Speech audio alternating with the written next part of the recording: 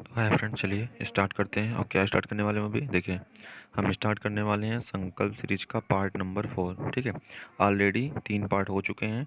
तो क्या स्टार्ट करेंगे अभी हम करेंगे संकल्प सीरीज का पार्ट नंबर 4 स्टार्ट करेंगे। कौन सा पार्ट है ये पार्ट नंबर 4 है। ठीक है, और आपको ऑलरेडी 3 करा चुके हैं, मतलब आपको 60 क्वेश्चन करा चुके हैं। ठीक है, और सुनिए, और उसके बाद आपका काम है सब्सक्राइब करना। ठीक है फ्रेंड्स, आप सब्सक्राइब कर दीजिएगा। और very very good morning to all of you. चलिए स्टार्ट करते हैं। ठीक है, चलिए ऐसे सब्सक्राइब स्टार्ट करते हैं अब। तो चलिए यहाँ पे देखिए, ईसीटी का पहला क्वेश्चन क्या बोल रहा है। यहाँ पे देखिए, आपको ईसीटी का पहला क्वेश्चन बोल रहा है, in semiconductor forbidden energy gap lies between valence band and. Semiconductor में जो एनर्जी गैप होता है वो किसके किसके बीच लाई करता है। ठीक है, वैलेंस बैंड और, तो ध्यान दीजिएगा, वैलेंस बैंड के बीच लाई करता है और conduction band. Valence band and conduction band. ठीक है, valence band and conduction band. ठीक है, चलिए तो यहाँ पे कंडक्शन बैंड पे आप टिक मार लीजिएगा। ठीक है, कंडक्शन बैंड।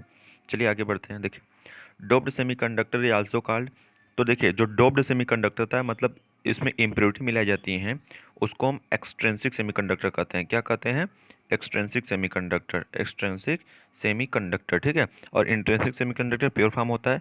और इंट्रिंसिक भी दो भाग होते हैं, एक पी टाइप और एक एन टाइप। ठीक है, तो यहाँ पे एंड एक्सट्रिंसिक नहीं दिया है, लेकिन पी टाइप एन टाइप दिए हैं, और ऑप्शन दिया है बी एंड सी, मतलब दोनों सही है ये, पी टाइप और एन टाइप। ठीक है, चलिए आगे बढ़ते हैं। तो देखिए, pure semiconductor behave like insulator at 0 kelvin. ठीक है, जो प्योर सेमीकंडक्टर होता है वो इंसुलेटर की तरफ व्यवहार करने लगता है 0 केल्विन पे ना।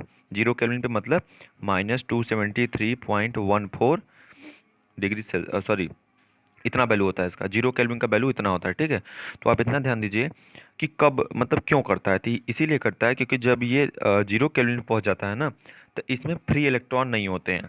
फ्री इलेक्ट्रॉन नहीं होते हैं, अवेलेबल नहीं होते हैं कंडक्शन करंट करने के लिए, मतलब करंट को कंडक्शन, मतलब ये देखिए, free electron is not available for current conduction. तो इसका तीसरा आंसर सही हो जाएगा, मतलब करंट के कंडक्शन के लिए इसमें फ्री इलेक्ट्रॉन नहीं पाए जाते। कब? जब टेम्परेचर 0 केल्विन हो जाता है, तभी इंसुलेटर की तरह व्यवहार करने लगते हैं। चलिए, intrinsic semiconductor at room temperature. ठीक है, रूम टेम्परेचर पे इंट्रिंसिक सेमीकंडक्टर के पास क्या क्या अवेलेबल होता है, तो उनके पास दोनों अवेलेबल होता है, होल्स भी रहते हैं और इलेक्ट्रॉन भी। ठीक है, चलिए,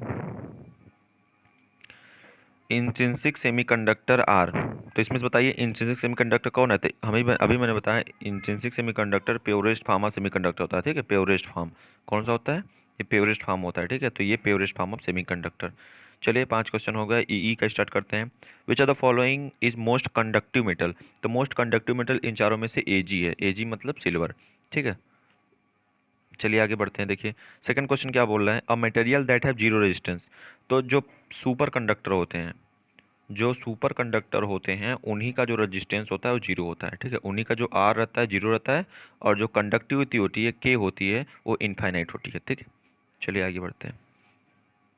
गुड कंडक्टर है मेनी लूजली बॉन्डेड, इन चारों में से गुड कंडक्टर के पास क्या होते हैं, तो जैसे कंडक्टर है तो कंडक्टर में फ्री इलेक्ट्रॉन रहेंगे, तभी तो कंडक्शन होगा करंट का, तो इलेक्ट्रॉन इज राइट आंसर। चलिए चौथा देखते हैं, क्या बोल रहा है, resistance of a conductor is independent on किस पे डिपेंड नहीं करता है, तो रेजिस्टेंस बराबर होता है रो एल बाई ए। ठीक है, रो एल बाई ए, तो एरिया पे डिपेंड कर रहा है, लेंथ पे डिपेंड कर रहा है, टेम्परेचर पे भी डिपेंड करता है, लेकिन प्रेशर पे डिपेंड नहीं करता, तो प्रेशर इज राइट आंसर। चलिए पांचवा देखते हैं, with the increase in temperature the resistance of semi conductor is, तो जब टेम्परेचर को इंक्रीज करेंगे तो सेमी कंडक्टर के रेजिस्टेंस पे क्या प्रभाव पड़ेगा, तो जब टेम्परेचर इंक्रीज करेंगे तो रेजिस्टेंस घटता है सेमी कंडक्टर का। ठीक है, घटता है, लेकिन कंडक्टिविटी जो होती है वो बढ़ती है। चलिए आगे बढ़ते हैं। फिजिक्स का क्वेश्चन आ गया, तो core cladding and jacket are the part of, तो ध्यान दीजिएगा, जो केयर क्लेडिंग जैकेट होते हैं ये ऑप्टिकल फाइबर के पार्ट होते हैं। किसके पार्ट होते हैं? ऑप्टिकल फाइबर के। किसके? ऑप्टिकल फाइबर के पार्ट होते हैं। ठीक है, 3 पार्ट होते हैं इसके, केयर, क्लैडिंग और जैकेट। चलिए आगे बढ़ते हैं। देखिए, maximum angle of incident for which light travel in optical fibre is called, वो मैक्सिमम एंगल, वो मैक्सिमम एंगल ऑफ इंसिडेंस वो कौन जिस पे लाइट ट्रेवल करती है ऑप्टिकल फाइबर में, मतलब उससे ज़्यादा करेंगे तो लाइट ट्रेवल नहीं करेंगे, मैक्सिमम एंगल है, मतलब मैक्स। ठीक है, तो एक्सेप्टेंस एंगल को थीटा ए से डिनोट करते हैं। ठीक है, तो इसको बोलते हैं एक्सेप्टेंस एंगल, इसका आंसर होगा एक्सेप्टेंस एंगल। ठीक है, एक्सेप्टेंस एंगल। चलिए आगे बढ़ते हैं। On which principle optical fibre is based, तो optical fibre T I R, मतलब टोटल इंटरनल रिफ्लेक्शन पे डिपेंड है। चलिए चौथा देखते हैं। देखिए क्या बोल रहा है, refractive index of core, core का रिफ्रैक्टिव इंडेक्स n1 दिया है और क्लैडिंग का n2 दिया। बताइए दोनों में क्या कैसे संबंध रहेगा। तो इन दोनों का रिलेशन जानते हैं कैसे रहेगा। n1 जो होता है वो हमेशा n2 से बड़ा रहता है, ठीक है। तो जो n1 रहेगा वो हमेशा n2 से बड़ा रहेगा। Types of optical fibre on the basis of refractive index, तो दो प्रकार के होंगे। रिफ्रैक्टिव इंडेक्स के आधार पे ऑप्टिकल फाइबर दो प्रकार के होते हैं, ठीक है। चलिए मैथ का क्वेश्चन स्टार्ट करते हैं सॉल्व करना। तो देखिए ये कैसे होगा, तो आप ध्यान दीजिए। अगर आप यहाँ पे log 10, यहाँ पे क्या है, अगर आप यहाँ पे जो log है, log 10x को आप t मान लीजिए। क्या मानेंगे, t, ठीक है। इसको t मान लेंगे तो अगर आप इसका डिफ्रेंशिएशन करेंगे तो क्या आएगा, 1/10x। और 10x का क्या हो जाता है, 10x का डिफ्रेंशिएशन क्या हो जाता है, 10x का डिफ्रेंशिएशन हो जाएगा सेक स्क्वायर एक्स, ठीक है, सेक स्क्वायर एक्स, ठीक है। और इसका डी टी, और यहाँ पे डी एक्स लगा दीजिए, ठीक है। अब इसका करेंगे तो कैसे होगा, देखिए जब इसको सॉल्व करेंगे आप, जब इसको सॉल्व करेंगे तो देखिए 1/10x पहले से है, 1/10x नीचे पहले से है। बताइए सेक स्क्वायर एक्स को आप क्या लिख सकते हैं, सेक स्क्वायर एक्स को आप कॉस स्क्वायर एक्स लिख सकते हैं। और यहाँ D X is equal to D T. और रुकिए इरेज कर लेते हैं ऊपर, फिर बताते हैं।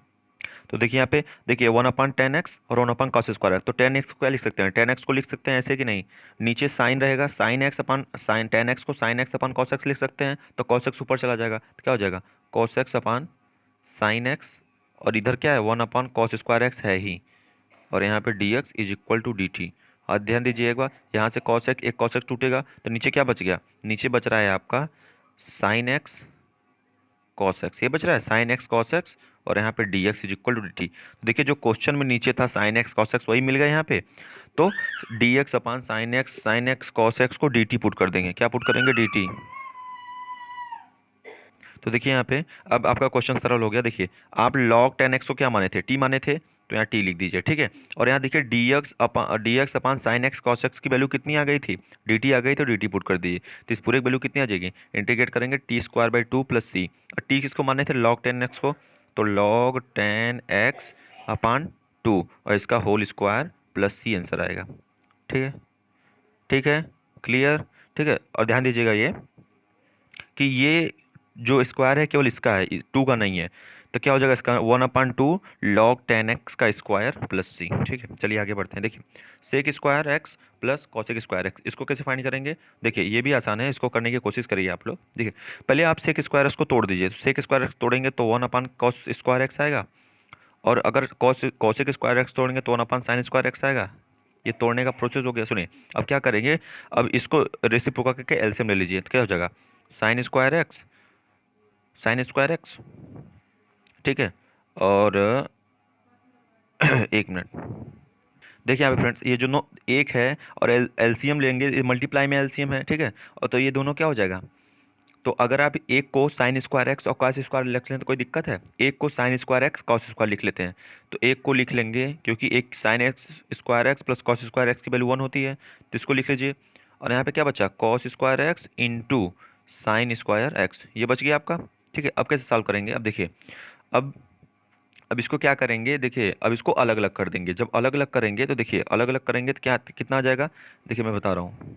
तो देखिए फ्रेंड जब इसको हम तोड़ देंगे, देखिए साइन को डिनोमिनेटर के साथ ले लिए, कॉस को डिनोमिनेटर के साथ ले लिए, तो sine upon cos square x sine square x आ गया, और cos x upon cos square x sine square x आ गया। तो यहाँ से साइन स्क्वायर एक्स कट गया, कॉस स्क्वायर एक्स से कॉस स्क्वायर कट गया, तो आपके पास बचा क्या, आपके पास बचा 1/cos स्क्वायर एक्स और प्लस 1/sin स्क्वायर एक्स, ठीक है। 1/cos square x 1/sin square x, ठीक है। अब देखिए इसको क्या करेंगे, देखिए 1/cos square x 1/sin square x आ गया, तो इसको आप क्या लिख सकते हैं, 1/cos स्क्वायर एक्स को सेक स्क्वायर एक्स लिख सकते हैं, sec square X plus sine square X को कॉसेक स्क्वायर एक्स लिख सकते हैं। तो देखिए अब अगर आप इसको इंटीग्रेट कर देंगे तो आ जाएगा, इसका इंटीग्रेशन करेंगे तो क्या आएगा। अब देखिए सेक स्क्वायर का इंटीग्रेशन क्या आता है, 10x।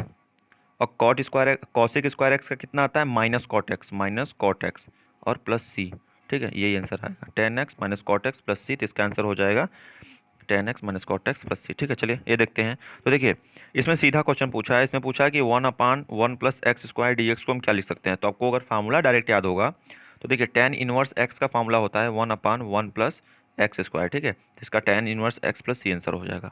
चलिए आगे बढ़ते हैं।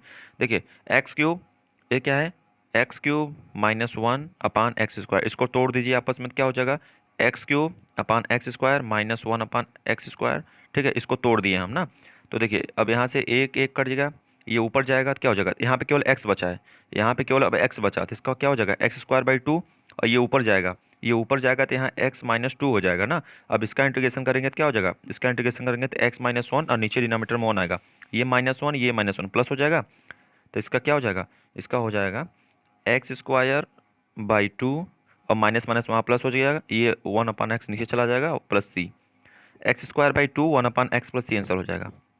चलिए लास्ट क्वेश्चन देखते हैं, ठीक है। चलिए देखिए क्या है, लास्ट क्वेश्चन है ये। देखिए sec² x अपन cos²x, तो कैसे लिख सकते हैं। तो सबसे पहले यार एक बात ध्यान दीजिए कि 1/cos² x लिख सकते हैं किसको, sec²x को। देखिए sec²x को 1/cos² x लिख सकते हैं कि नहीं, कई बार बता चुके। और cos² x नीचे है तो इसको sin² x लिख लीजिए तो ऊपर चला जाएगा, ठीक है। तो ये पूरा क्या बन जाएगा अब, sin² x cos² x tan² x बन जाएगा। तब आपको tan² x का इंटीग्रेशन करना है, तो कितना आएगा, तो आप ध्यान दीजिए tan² x का डायरेक्ट इंटीग्रेशन हो नहीं सकता, तो tan² x को तोड़ दीजिए sec²x-1 में, ये इसका होता है tan² x equal to sec²-1, ठीक है। इसको कैसे करेंगे, अब अलग कर देंगे। देखिए तो sec²x का कितना हो जाएगा इंटीग्रेशन, tan x, ये होता है, और -1 का कितना हो जाएगा -x अब प्लस c, ठीक है, ये राइट आंसर है, ठीक है। चलिए तो ये कौन सा पार्ट खत्म हुआ हम लोग का, ये पार्ट 4 खत्म हो गया, ठीक है। संकल्प सीरीज का पार्ट 4 खत्म हो गया, ठीक है। चलिए thank you for watching, thank you. और उसके बाद आपका काम है सब्सक्राइब, यार सब्सक्राइब आप लोग नहीं करते, ये गलत काम करते हैं आप लोग, ठीक है। सब्सक्राइब तो कर दीजिए ना, सब्सक्राइब करते रहिए, ठीक है फ्रेंड्स। चलिए थैंक यू।